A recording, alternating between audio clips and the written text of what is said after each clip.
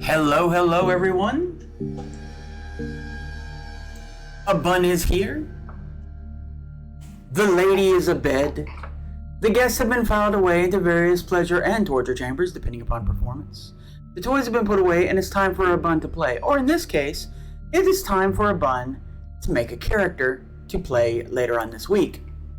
I am going to make a Cyberpunk character. I'm going to go through the entire process, or my process at least. Everyone's process is different, and this one will be mine.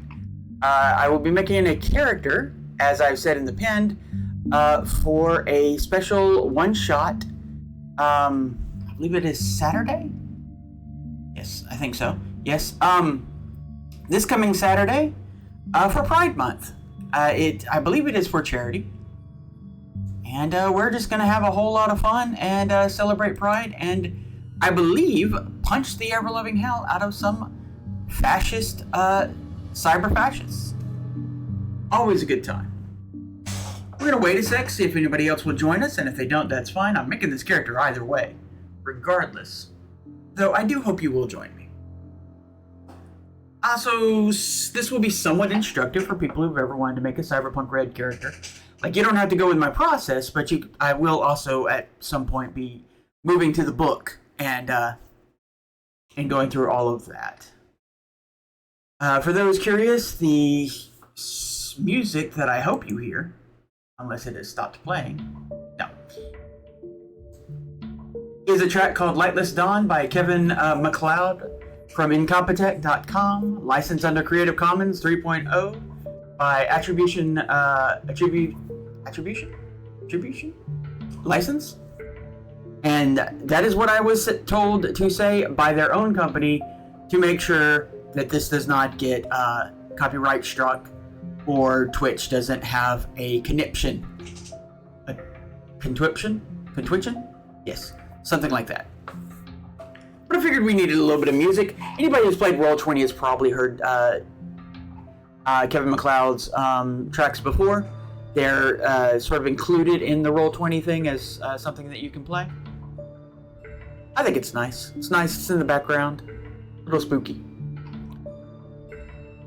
But yeah, we're going to wait a little bit. Let me know, how is my audio? I believe right now it's just you and me, Hellraiser. If you want to let me know, you can. And if you're getting a drink or something like that, that's fine too. I don't care. I mean, I do care. I hope you're getting a drink. I hope it's a good drink. I hope it's refreshing.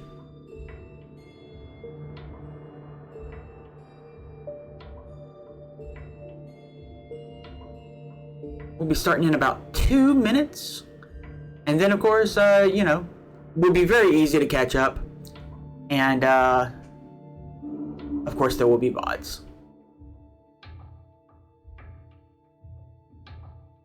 I also hope that anyone who checks in checks out the VOD from last night, we had a big, one of my big Let's Plays, Cyberpunk Red, a Pound of Flesh and Steel, Geek Squad, Season 3, Episode 0, The Red Balloon. And we had a whole lot of fun, a whole lot of interesting mysteries uncovered, and a few people absolutely losing their mind in a mental breakdown, because that's what I like to do.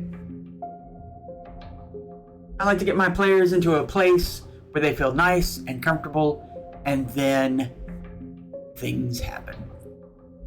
But also good things. Am I not merciful? Of course I am. I'm a bud. Buds are always merciful.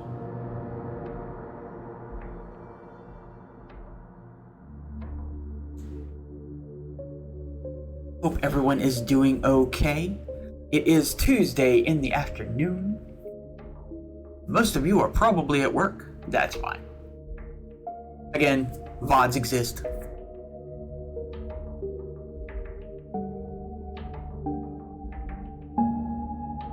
Just so that I have all my P's and Q's, the artwork that you see of a bun, if you're not familiar, this is my Cyberpunk Red outfit / costume. This was done by Amar Berger, my design mama, my art mama.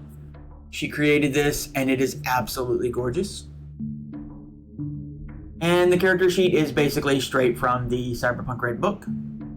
This is the character sheet that you will find in the back. This is a PDF version, a fillable one. I am using a PDF reader, and the background was made in Tailspire. Part of a little gun shop that got hit by some bozos. I guess, is that spoilers? I don't know. I don't know if anyone's still watching that one, that Christmas one-shot I did.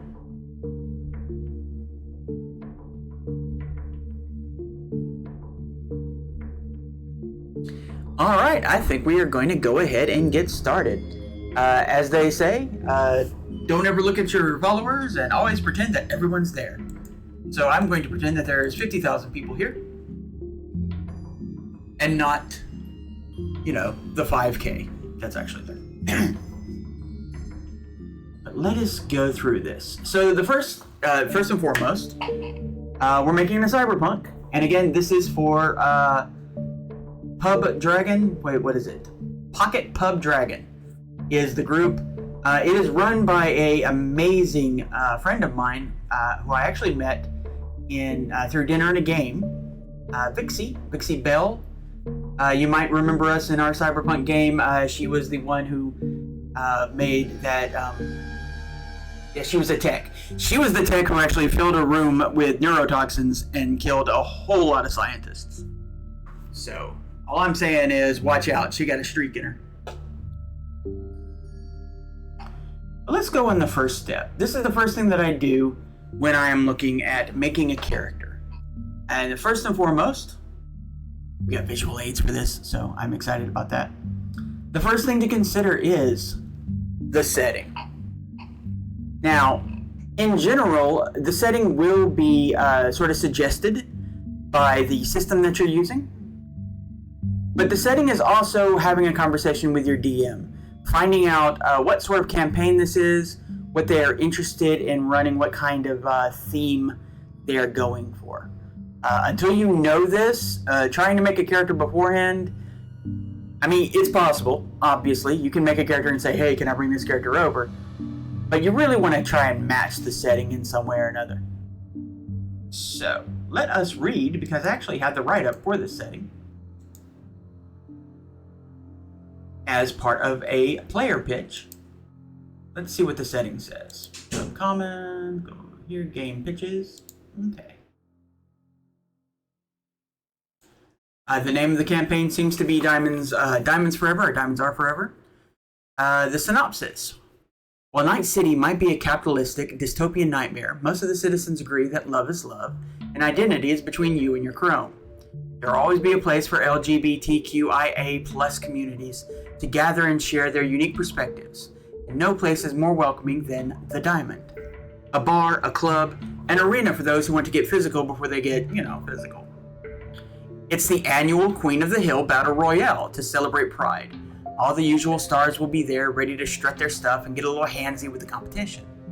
Unfortunately, this year, everyone's least favorite chromed up fascists have decided to shut the Diamond down permanently. It's up to the players, comprised of Diamond staff, support, and fighters, to resist the red tide, so obviously the Red Chrome Legion, and let them know that diamonds are unbreakable and indeed forever. So, what we are getting from that is this is going to be a Cyberpunk. It is a one-shot, which is a consideration to always make when you're making your character.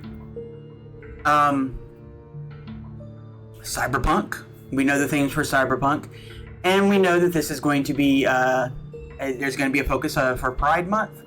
We also know that we have a choice. We can make a fighter for this bar, someone who is here to become one of the queens of the hill.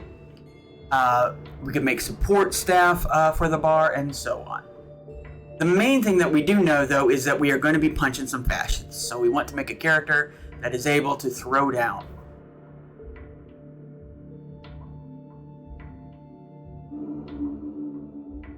And because it is Pride Month and because of the setting, we also want to have some sort of thought about what sort of orientation and identity and so on that we want. The other thing that I have found out from talking to the GM is that these characters are going to be relatively experienced. What that means, and I'm going to write this down in my notes real quick so I don't forget, is that the characters will start out with 300 extra XP to build their character. Always nice. An extra 3,000 eddies. That's the cash in the game in Cyberpunk. To buy toys and gear and chrome and so on. And finally, 1 month of downtime. Now, downtime, if you're not familiar with Cyberpunk Red, has some very specific uses. You can use it to, like, for instance, if you're a tech, you could use it to build some of the gear that you're going to be using. If you are really, really chromed up, and because of your chrome, your empathy and your humanity have dropped to, quite frankly, terrifying levels, you could use it to get some therapy so that you won't go cyberpsychosis. And there's other things that you could use your downtime for. That is definitely something that you want to have like a little talk, a little chat with your GM. So we have some advantages here. And this is kind of important, especially when you're making a one-shot character. When you're making a one-shot character, the thing that you have to remember is you're not making a build for a future arc. You have a much smaller arc. You have the arc of the playtime.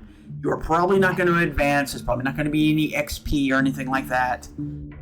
Anything that you get will be in the moment. So we want to make a character that can